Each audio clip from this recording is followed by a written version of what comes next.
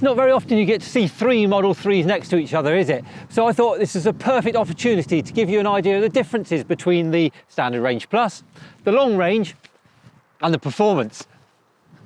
This video is sponsored by Just EVs, a family-run company with the largest selection of battery electric vehicles available with free UK delivery. They now also offer EV rentals. Have a look at justevs.co.uk and don't forget to mention EV Opinion for a free annual service.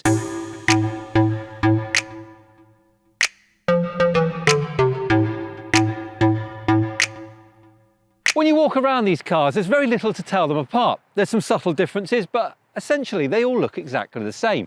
So what I want to do today is just see what makes this performance model so much more expensive than this Standard Range Plus. It's not going to be a review. We're not going to look in depth at each car. All we're going to do is look at what you get extra for your money as you progress up through the range.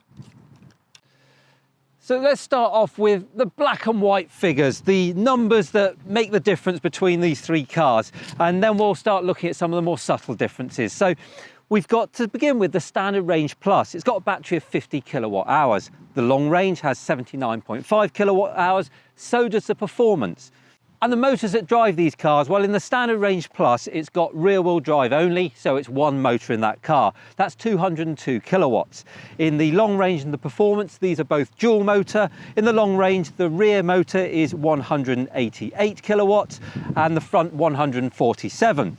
In the Performance, it's 202 kilowatts in the rear and 147 in the front, so the rear motor has got that little bit extra in it.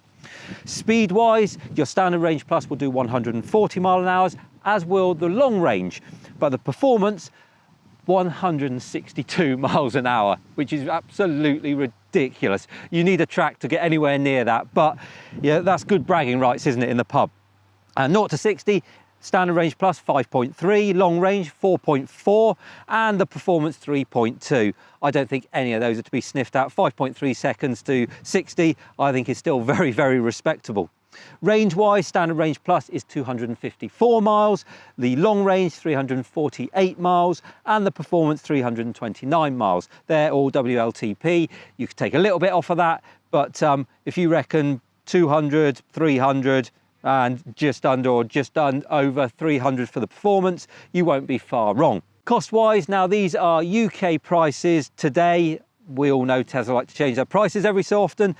This doesn't include delivery, but does include the government grant of £3,500. So the Standard Range Plus, £37,340, Long Range £46,340, and the Performance £49,990. So there you go, there's your black and white figures. Let's have a bit more of an interesting look around the cars now. When you're outside, the most noticeable difference between these cars is the wheels. On the Standard Range Plus and the Long Range, you get the 18-inch aero wheels, which I'm told give you an extra 2% range over the 20-inch alloys that you get on the Performance one. Now, you may know on this Long Range one I've got here, it doesn't have aero wheels. When this was bought, that's the wheels it came with, but now you do get the aero wheels on it. That's kind of where the comparisons end, really, between the Standard Range Plus and the Long Range. But when you come to the Performance, what you also get is a carbon fibre spoiler on the back. It's just a small spoiler that's stuck on effectively.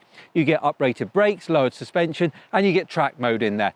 The paint on all of these cars comes as standard now as the pearlescent white. You don't have to pay any extra for that. Any of these other colours you see, they're all an additional cost. But as with everything to do with Tesla, things just seem to change and evolve all the time. So what I'm telling you now, in a few months' time, might not actually be the case. To talk about the interiors, I wanted to get into this Long Range car because whoever's ordered it has gone for the addition of the white leather seats. That's a £950 optional extra.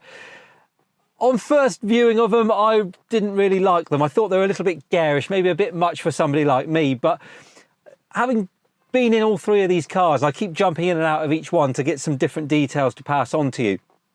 Actually, I really like being in here. It's so light and airy, and it makes you feel really buoyant when you're in here because it's all so bright and so light.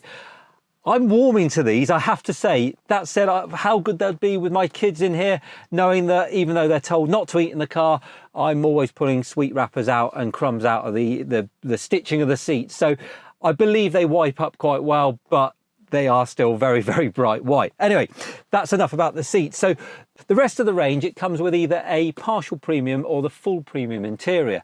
Now the standard range plus is the partial, the long range and the performance comes with the full premium. Let me tell you the differences. I've had to jot them down because there's a few here. So the partial premium interior that you get in the standard range plus, it's got 12-way power adjustable seats, heated seats in the front only. It's also got, it says upgraded audio. I'm not sure what it's upgraded from. It's a nice sound system in there.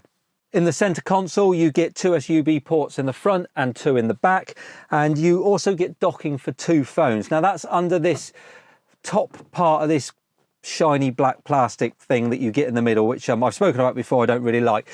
But this is one of the other little areas, and there's very, very few that I don't like in these Model 3s, but this is one of them. When you lift this up, there's this rubber mat thing, which ultimately your phones, they sit, let me show you. My phone's in a case, so obviously it won't just drop straight in, but I'll give you an idea. The phones sit like that, so one next to each other there, either side. But in order to set it up, you take this rubbery mat thing off, which is just, well, it looks unfinished. It looks like it should be glued down, but it's so that you can get access to the back to run your leads through. So you can plug your leads into the USB, run your lead up through here, down, put it all into position with the plug, the charging plug sticking out the bottom. You put this mat back on, and then your phones, they can then just slot into the charging plug. Yes, it works. Yes, it's practical, but for a 40+ thousand pound car, £50,000 if you're looking at performance, it's the same.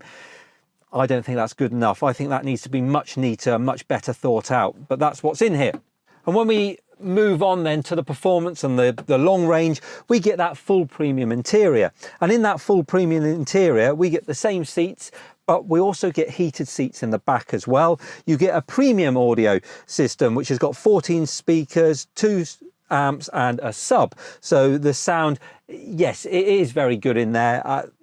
I've got to be honest, the standard one is very nice as well. So unless you're a real connoisseur and you want something that really goes above and beyond, I think you'll be very happy with the standard sound system. Connectivity you get, and this again is one of those areas that I was disappointed with the standard range. You get 1 year included connectivity. After that, you have to pay for it. And in that connectivity, you get things like your sat nav with live traffic updates, internet streaming, more frequent over-the-air updates. I'm not sure what extra you get for that. You get an internet browser, you get LED fog lights, and your center console is exactly the same as I've just described. So coming back to that connectivity, well, I would have thought that looking across all the Tesla cars, that even the base level Model 3, you would have the sat nav with the traffic, with everything working, and you just don't. And it's disappointing. That does disappoint me. Well, that was for me one of the great features about this. You got Google Maps, which was working live with all the live traffic updates, and it did work really, really well. You do still get the supercharging route planner, if you like, so you can still plan a route on it and you still use it as a sat nav. That's no problem at all. When you're looking at other cars, and for example, that MG that's just been released, it's just over £20,000. Even that's got live traffic updates in it. So I think it should be better, but it is a minor gripe, but it's something that I use a lot, which is why it bothers me it's not in that standard one. I think you'll agree overall, the difference is, whilst there are some, and you can see where you maybe pay your extra money, if you were just to sit in any one of these cars, taking away the fact that this has got the white leather seats, if you were to sit in any of them, you wouldn't really know which one you were in until you started poking and prodding at the screen and doing a few extra bits. They all feel very, very much the same. The screen's the same, steering wheel's the same. You've got this lovely big glass roof all the way to the back. Everything about it just looks the same wherever you are. So that could be a good thing if you were maybe buying the standard range plus. Maybe if you were looking at buying, well, either of these, but certainly the performance one at substantially more money, perhaps you want to feel like you've got a little bit more in that cabin for your money. So there we go. That is the subtle differences between the 3 Model 3s. There are some more, of course there are, but they're the main ones. And that was what I was struggling to get to grips with. I was going through the website, trying to compare the 3 of them. I ended up having to write everything down on a bit of paper. So hopefully this video has negated you from having to do that. What do you think? What would you choose? For me, the Standard Range Plus has got everything I could possibly want on it and an awful lot more for a price that, okay, it may be out of my reach, but I think for what you get in that car, I think that's probably a sensible price. Of course, we all want cheaper cars, and however we look at it, we think that they're overpriced. But when you look at the market, I think that's quite sensible. Or perhaps you can justify the additional cost, or you need the performance of the performance model or the range of the long range one. Let me know what you think, and also let me know of any other differences that you think are important that other people need to know if they're trying to choose between the three.